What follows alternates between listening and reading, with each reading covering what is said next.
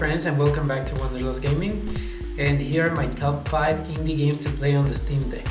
Number 5, Stardew Valley. It's such a chill and cozy game. I love playing this game before I go to sleep.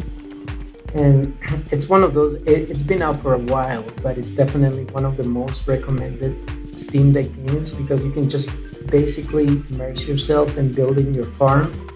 I barely talk to the other NPCs, which is part of the game. It's like a huge part of the game. But I basically just like to work on my farm, and it's getting bigger. A train is passing through Stardew Valley. That's one of the events, and it has so many things, you know, that you can just spend your day fishing, for example, or you can just focus on just doing farming, and it's such a fun experience, guys, honestly. I highly recommend it if you don't have it, because it's one of the most popular indie games for the Steam Deck, and it is such a chill. Okay, we got a newspaper. Here's the thing about this game: almost every item in the game, you can use it for something. So as you can see, like, you can develop a lot of things that you can use for your farm, building buildings, statues, furniture, and stuff like that. So there's a lot of stuff going on. Number 4, Subnautica. This game is crazy, and it's actually, I get a little bit terrified to play this game. I'll show you why. Just because there's so many like monsters. Like, look at that one. Okay, that's part of a spaceship. But it's a game that if you have a fear for underwater, I do not recommend it. And I have a lot of fear for the ocean in general. Okay, so let me see. I'm trying to get out of this cave system. That's why it's scary, because, you know, there's like a lot of like creepy monsters, and for example right now I don't know how to get out of this cave system that I'm in right now.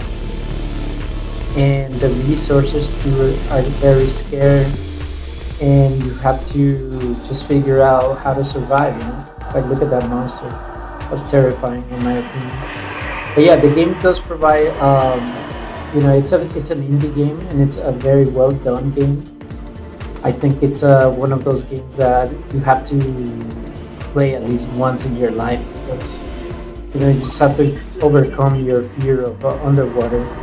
And I think this game does like a really great job at doing that. So yeah, this is Subnautica. Number 3, RoboCop, Rogue City. Now, I haven't been playing this game a lot, just because I've been busy with other games. But let me tell you guys, this game is a lot of fun.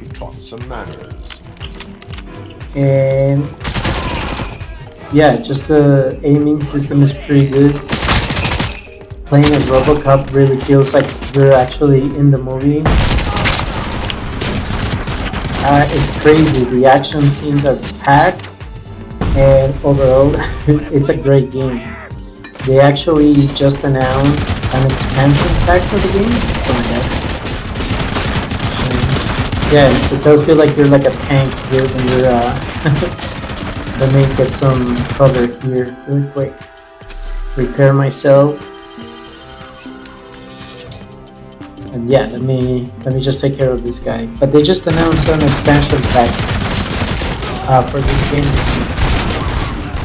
I think it's fairly priced. I paid $9 for this game, and from what I play, I've been enjoying it a lot. So I'm looking forward to the expansion pack. I wouldn't say I'm a big fan, but I did enjoy the RoboCop movies a lot. So yeah, this is a RoboCop Rogue City. Number 2, Hades. This is another very popular indie game that had released a long time ago, and it plays really, really nice on the Steam Deck, guys. I try to play on, you know, as much as I can of this game, but it's actually a little bit frustrating. I'm not very good with roguelikes.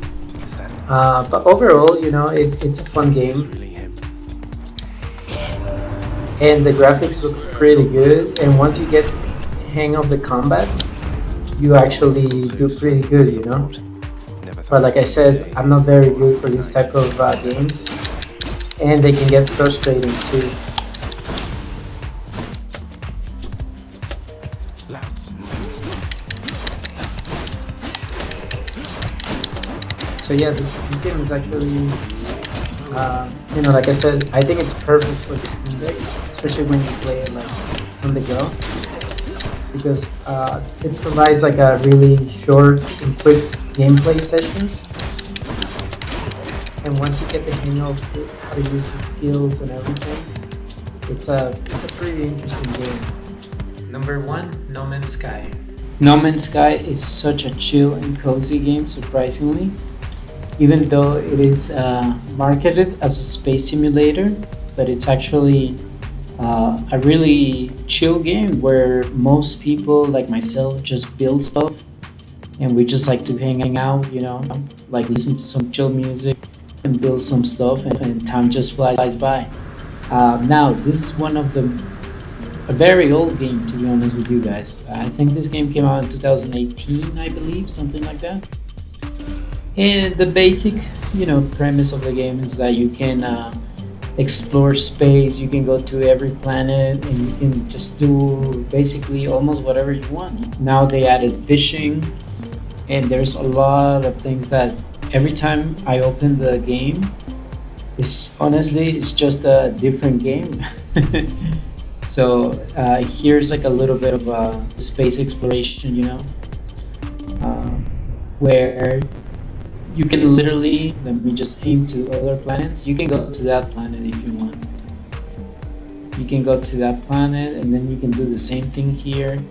And what I really love about this game, besides the aspect that it's very chill, is that you can have many bases all over the place, and each base will provide you a different and unique view.